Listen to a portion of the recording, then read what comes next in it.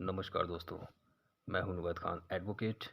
और हम बात कर रहे थे जब संपत्ति पर कोई ज़बरदस्ती कब्ज़ा कर ले तो उसके लिए क्या हैं कानूनी उपचार। आपराधिक कानून का जिक्र कर चुके थे हम, और आज हम बात करेंगे सिविल कानून की। थोड़ा सा टॉपिक अधूरा रह गया था, आज हम उसको पूरा करते हैं। सिविल कानून। सिविल कानून का नाम सुनकर ही जनता के भीतर एक लंबी कानूनी प्रक्रिया का चित्र सामने आ जाता है। ये बात सच है कि भारत की अदालतों में न्याय की प्रक्रिया अत्यंत विषाद और खर्चीली है, जहां कोई भी वंचित व्यक्ति अपने मामले को लेकर जाने से भयभीत होता है, क्योंकि अदालत में जाना समय और धन दोनों का नुकसान करना मालूम होता है। पर अनेक मामले ऐसे हैं जिनमें कानून ने शीघ्र और सस्ती राहत उपलब्ध कराई है। उन्हीं मामलों में यह मामला भी आता है जहां किसी व्यक्ति की संपत्ति पर गैर कानूनी अर्थात ज़बरदस्ती कोई कब्जा कर ले तो क्या करना चाहिए। सिविल कानून की अगर बात करें तो उसमें एक एक्ट आता है जिसका नाम है स्पेसिफिक रिलीफ एक्ट 1963। त्वरित न्याय हेतु अर्थात शीघ्र न्याय हेतु भारत की संसद द्वारा बनाया गया यह अधिनियम मील का पत्थर साबित हुआ है। इस अधिनियम की धारा 6 इस समस्या से निपटने का समाधान उपलब्ध करती है, जहां किसी व्यक्ति को उसकी संपत्ति से बेकब्जा कर दिया गया है और ऐसा बेकब्जा किसी वैधानिक कार्यवाही के माध्यम से नहीं किया गया है, अपितु मनमर्जी से किसी व्यक्ति की संपत्ति में घुसकर उस पर अपना कब्जा जमा लिया गया है। वहां पर धारा 6 लागू होती है। इस धारा के अंतर्गत पीड़ित को सरल संक्षिप्त न्याय दिया जाता है। सिविल कानून के अंतर्गत यही वो एक अधिनियम है जिसकी धारा 6 के अंतर्गत हम इस परेशानी से निपट सकते हैं। धारा 6 से संबंधित महत्वपूर्ण बातें।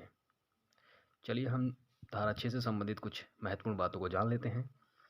स्पेसिफिक रिलीफ एक्ट की धारा 6 से संबंधित सर्वाधिक दो महत्वपूर्ण बातें हैं। पहली ये कि ऐसा कोई भी मुकदमा किसी संपत्ति से बेकब्जा किए जाने पर 6 माह की अवधि के भीतर लगाया जाएगा।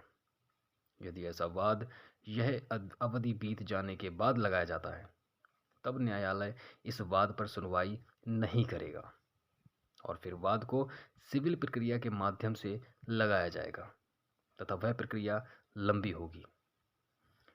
इस धारा से दूसरी जुड़ी हुई महत्वपूर्ण बात यह है कि इस धारा के अंतर्गत सरकार के विरुद्ध कोई दावा नहीं लाया जा सकता है।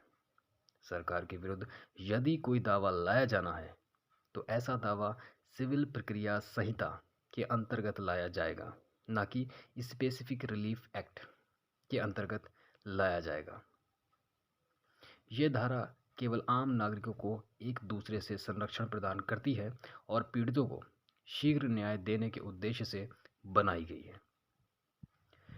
कहने का तात्पर्य यह है कि इसमें दो बातें बहुत महत्वपूर्ण हैं। पहली धारा 6 की महत्वपूर्ण बात यह है कि इस धारा के अंतर्गत यदि अगर आप मुकदमा दायर करना चाहें तो आपके पास सिर्फ 6 माह का वक्त होता है, अर्थात 6 महीने का वक्त बीत जाने के बाद आप इस धारा के अंतर्गत मुकदमा दायर नहीं कर सकते। फिर आपको सिविल प्रक्रिया अर्थात सीपीसी के तहत मुकदमा दायर करना होगा। दूसरी इसकी महत्वपूर्ण बात यह है कि सरकार के विरुद्ध आप मुकदमा दायर नहीं कर सकते। इस धारा के अंतर्गत सरकार के विरुद्ध वाद दायर करने पर पाबंदी है। इस धारा की सबसे महत्वपूर्ण बात यह है कि इस धारा के अंतर्गत यदि न्यायालय द्वारा किसी भी प्रकार का आदेश पारित कर दिया जाता है, कोई डिक्री पारित कर दी जाती है, तो ऐसी डिक्री के विरुद्ध किसी प्रकार की कोई अपील नहीं की जा सकेगी, कोई विधि और रिवीजन प्रस्तुत नहीं किया जा सकेगा। इस धारा के अंतर्गत इस प्रकार के प्रावधान को जोड़ने से प्रक्रिया लंबी नहीं होती है और पक्षकारों को त्वरित न्याय उपलब्ध होता है। इस धारा 6 के अंतर्गत कोई भी व्यक्ति वाद ला सकता है, भले ही वह संपत्ति का मालिक हो या उस संपत्ति का किराएदार हो या उस संपत्ति का पट्टेदार हो। संपत्ति से बेदखल करना एक कानूनी प्रक्रिया है। यदि किसी व्यक्ति को किसी संपत्ति पर कब्जा है तो उसे उस कब्जे से एक कानूनी प्रक्रिया के माध्यम से ही निकाला जा सकता है। किसी भी अवैध रूप से किसी व्यक्ति को संपत्ति से नहीं निकाला जा सकता है। कहने का तात्पर्य यह है कि ज़रूरी नहीं है कि उस संपत्ति के आप स्वामी ही हों।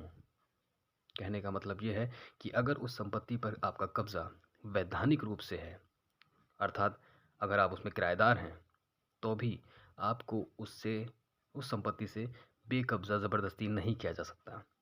उस संपत्ति का मालिक भी अगर आपसे उस संपत्ति से आपको अगर बेचेगा तो वो एक कानूनी प्रावधान के अंतर्गत ही कर सकता है। अदरवाइज़ अगर उस संपत्ति का स्वामी भी अगर आपको कब्ज़े से बेदखल करना चाहे तो नहीं कर सकता, जब तक कि वो कानूनी प्रक्रिया अर्थात वैधानिक प्रक्रिया को नहीं अपनाता। इसी के साथ आज का टॉपिक हमारा समाप्त होता है। धन्यवाद।